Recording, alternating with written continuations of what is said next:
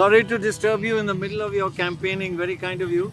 Just tell us, both of you, what is different this time from your party's point of view in this election? What is different?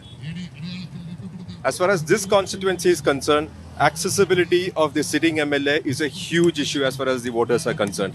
The MLA was not accessible. He was a minister. People are seeing him only like 3 months before. In the sense that after the dropping which they got in the Panchayat elections, only then he has appeared in the scene in the constituency. I see. In contrast, we had an MLA, UDF MLA from 2011 to 2021. This man was accessible to each and every person. Over the phone, whoever wants to go and meet him, he can meet him if there is any problem, irrespective of his political ideology, irrespective of his caste, religion, everything. He used to help. So that is fresh in the memory of the voters over here, and that is what we are actually getting the feedback from the ground also. Accessibility. Accessibility. So there is a anti-MLA incumbency in this particular constituency. See, the IUML is a very important part of the UDF. Do you have any special priorities or that are different from the UDF that you need to tell the people, because you do represent a very important community in the state of Kerala? Yes, definitely, because everywhere you can see the minority politics. Why is this minority politics being played out? Because the majoritarian parties will not cater to the needs of the minorities. So this has been happening, but then the politics in Kerala is slightly different from the politics in the north of India, particularly the minority politics. Here we actually have a coalition with the Congress and we have been in power. And the reason why this community is so strong over here is because of the fact that the IUML has been in power in Kerala for the last 30 to 40 years. When you are in power, you will be able to do a lot of things for the community. You will be able to do a lot of things for the backward classes, and that is what has happened. Because this was a community which did not have any elementary education 30 to 40 years back, but the IUML was in power along with Congress. A lot of educational institutions were brought in because of that particular setup, and that is how the community has progressed. Now you can actually see, you can't even differentiate between a minority community and a majority community over here in Kerala, and that is the beauty of Kerala. We are hearing that the Christians are a little worried about the Muslim community because the Muslim community incomes are going up, is getting richer. And where the Christians used to dominate, now Muslim income levels and standard of living has gone up, and they're saying now this is getting worrying for us. So are you finding some negativity from the Christian side? That's an Islamophobic argument which was trying to be propagated by some elements which are close to BJP. See what has happened with the FCRA bill, the new foreign contribution regulation bill. Right. This is actually in the teeth of various provisions of the constitutions, but it is attacking the minority institutions. Today, I saw the statements from the Catholic Bishops' Conference of India and all the Christian organizations slamming the BJP, saying that this FCRA, the new FCRA bill which they have introduced in the Lok Sabha the other day, is just to take over the institutions of the all minority institutions. They are saying that if there is a renewal which is going to get cancelled, then the institution which they have established donkeys years back is going to be taken over by the government, which is absolutely ridiculous. And that BJP is the one who is now in the forefront to protect the minority rights, especially the Christian rights. We have seen what has happened in Chhattisgarh to the nuns over there. We are seeing what is happening to the priests in Madhya Pradesh and in Uttar Pradesh. In the garb of conversion or anti-conversion laws, they have been put in the jail. And these are all by the BJP governments. And they are having this crocodile tears and saying that yes, we are actually... In fact, Prime Minister Modi is coming to Kerala and addressing rallies only in 2 areas. One of the areas is Pala, which is predominantly Christian area. So that means that they think that that Christian is their area, is their subjects over there. They're trying to create a divide. But Christian community is a very, very educated, learned community, and they'll see through all these things. And this is Kerala. This is Kerala. Yeah. The IUML this time round, you have tried to bring in a lot of new blood. You have actually not renominated any of your MLAs. Sitting MLAs were all dropped, and also put a non-Muslim as a candidate as well. Is there a need for reinvention to appeal to the younger lot? Because you have been labelled as a communal group and you are trying to pitch yourself. Are you rebranding yourself as a secular party, which is representing a community? See, this particular list is a mixture of experience and youth. And we don't have to prove to anyone that we are a secular party. One journalist asked Rahul Gandhi when he was in Washington as to why are you allying with IUML, a secular party? His answer was very simple. He said that means you don't know IUML. That was the one simple answer which Rahul Gandhi gave. And nobody in Kerala, even the BJP also, will not brand us or will not even allege us as a secular party. Because that is how we have functioned. We have always said that we will fight for the rights of the minority communities and the backward classes. But that doesn't mean that we will not fight for the rights of the other communities also, even the majority communities. And that has been our history. We have shown to the world. Even after the Babri Masjid demolition, not a drop of blood was shed over here in Kerala. Why? Because of the leadership of the Muslim League. So that way, we don't have to prove to anyone that we are a secular party.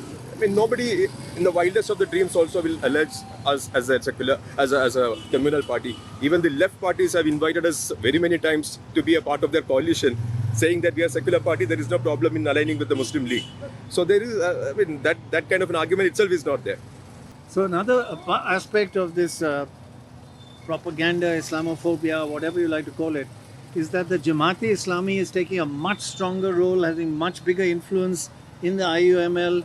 Is that true? Or what is the difference in their role this time versus last time? That is another Islamophobic, what you call the propaganda, this time by the left. I mean, that's very unfortunate.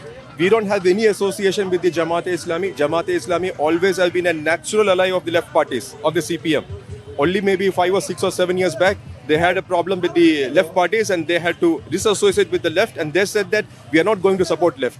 We are going to support the UDF. Now, if some party is supporting us, doesn't mean that we are going to borrow their ideology. So that is also another attempt by the left front this time.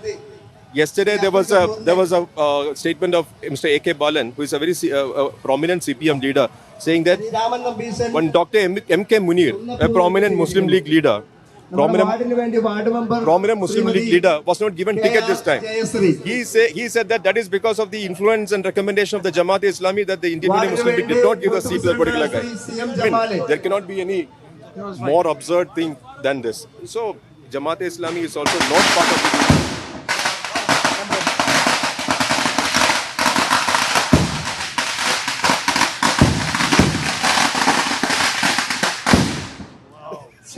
That's their reaction to what you're saying. Is the war going to have an impact here? Because very often there are special flights that bring in voters here. Is that in constituencies where the margins are low, that is going to make a difference? Yes, that is going to affect us. The West Asia crisis is going to affect us in this way, that in Calicut district or Kannur district, we have got these constituencies where the margin is always around... in one constituency, the margin was 300 votes last time. There are other constituencies where margin is 1,000, 2,000, 3,000. So we have got an expat organization, which is KMCC, Kerala Muslim Cultural Center, which is the largest expat organization in the Middle East. Now, they had made all arrangements, including chartered flights, to get our voters over here. Now, that is going to be in limbo, or maybe because if the situation improves, well and good. Otherwise, it's going to be a problem. Also, the funding issue also is a problem as far as because of this West Asia crisis. But tell me, look, Kerala is just a wonderful example to the rest of India and to the world of different religions and castes living together peacefully. It is wonderfully secular. Is there some undermining of that? Is that changing over time? Are you worried about that? We will not allow that to change. Even the Chris Sanghis that they call, that is also an indication, isn't it? The Christian community also is feeling insecure about certain things. Very minuscule minority, we can say. And that is what had happened in the last elections. Last elections, there was some sort of a propaganda, which was by both BJP as well as the left, that if the UDF comes to power, you will have 5 or 6 or 7 members of the minority community in the cabinet. And those kind Isn't that the aspiration of the community? Yeah, I'm saying that this was the propaganda last time, both by the left as well as by the BJP, creating some sort of a Islamophobia. So that had some kind of a polarization last time. Plus, because of the COVID and all the other issues and all. Otherwise, never ever we had this situation where a government had repeated. This time you had seen what had happened in the Panchayat elections. Panchayat elections, it was a huge sweep for the UDF. The Christians have supported the UDF. They are the popular base of the UDF is Christian and Muslim and backward class votes. So that is coming. That has come back to the UDF in the Panchayat elections, and we hope that trend continues in the assembly elections. But you know, you do hear it, and you say you will stop it, but you're not the only. I mean, there are big I said forces, we will- money, everything coming in. Are they trying to divide Kerala, which has been absolutely united all these years, for their own interests? Is that happening? Is that a worry? They're trying because, as I said, Prime Minister Modi is coming to a place called Pala, which is predominantly Christian population, which has never happened. He could have gone to Palakkad, he could have gone to Trivandrum, where there is substantial BJP presence over there. In fact, you might have known the Trivandrum Corporation this time BJP has won. He's not going to Trivandrum, he's going to Pala, which is majorly Christian-dominated area. It's a signal. It's a signal. That's why I said that we will stop it because the people will see through it. Even Christian, as I said, Christian community is a very educated and learned community. They'll see through all these things and they'll expose this BJP and this CPM to its hilt. So the left also reaching out to Muslim organizations. It may not. They did try the IUML as well, we are told, but they are reaching out to other Muslim organizations. Why wouldn't the Muslim community want to align with the left? As I said, this Islamophobic hysteria, which was created by certain sections of certain community leaders over here, had huge support of the left, huge support of the CPM, which the community actually understood. And that is the reason why they were kept aside by the community during the Panchayat elections. And that will continue in the assembly elections also. And is Velapalli Nattesan also a factor because he's seen with the CM? Absolutely. I didn't specifically mention one name, but what I was referring to was this particular leader's name. There's another rumor doing the rounds that you are insisting on a deputy chief minister. Is that a little bit of truth in it? You'd like it, of course. It's just a rumor. You said it's a rumor. It's a rumor. We are A rumor in fact, with a solid substance. no. In fact, our president told a media house yesterday that we will not ask for a deputy CM post. We will not. We will not demand. We will not ask. But you may get it and you'll be happy. I mean, if somebody offers something, we say So he could be deputy chief he minister? could be deputy chief minister. Mr. Ghafoor, Prannoy has a question for you that you could be deputy chief minister. Our party doesn't demand that. Doesn't demand that. Will. You are standing in a constituency which is not necessarily Muslim dominant. Yeah, your appeal is not just to the community, isn't it? What do you tell them? It's a mixed community here, and not any community is dominant over here. We have a mixed community over here, so we appeal to all communities, not to Muslims alone. To all communities, I appeal, and they respond very well. Also, we have good relationship with all communities. My father also had very good relationship. And he has showed he was helping everybody across all communities. And so that will be they will see me also like that. My father has done Everywhere the narrative seems to be of fear, isn't it, to the minority community? That insecurity, that is what political parties seem to play on, the insecurity of the minority community. Is it different in Kerala? It's different in Kerala. Kerala people are very different. Like in Kalamassery, in this constituency, they have an experience for past 10 years, 2011 to 21. My father was representing here and they had experienced this. So I don't think there will be any doubt.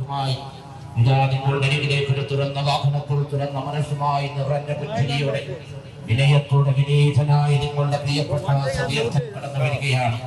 അതേ ഞങ്ങൾ പിന്നിട്ട വഴിത്താരകളിൽ One thing I've noticed that when people are waving at you, they have a big smile on their face. Is that a good sign? Yeah, it's a good sign, and that shows the confidence of them in me. Can I just ask you, over the years, because of so many Muslims going to the Middle East and sending money back, how has that changed Muslim society and confidence? And now that the war has come, is that going to change again? It's not the Muslim alone going to Middle East. So everybody is going to Middle Yeah, East yeah, and yeah. making money. So here that's not an issue. Here is not an issue, but in other constituencies, Maybe it's I made don't a know. big difference, no? മഹാനുഭാവന്റെ മകൻ വരികയാണ്. തന്റെ പിതാവിന്റെ നന്മയുടെ കാലടിപ്പാടുകളെ പിന്തുടർന്ന് ഐക്യജനാധിപത്യമുന്നണിയുടെ സാരഥിയായ അഭിമാനത്തോടെ ചാരിതാർത്ഥ്യത്തോടെ അതെ ഈ നാടിനെ പോയ കാലത്തിന്റെ സുന്ദര സ്മൃതികളിൽ No, what I'm trying to say is, income levels of Muslims have gone up, although Malappuram is still the poorest district in the whole of Kerala. It's still a long way to go, right? Yeah, still a long way.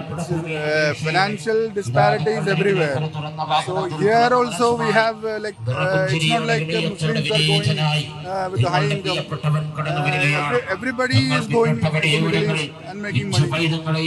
Here we have a lot of experience here.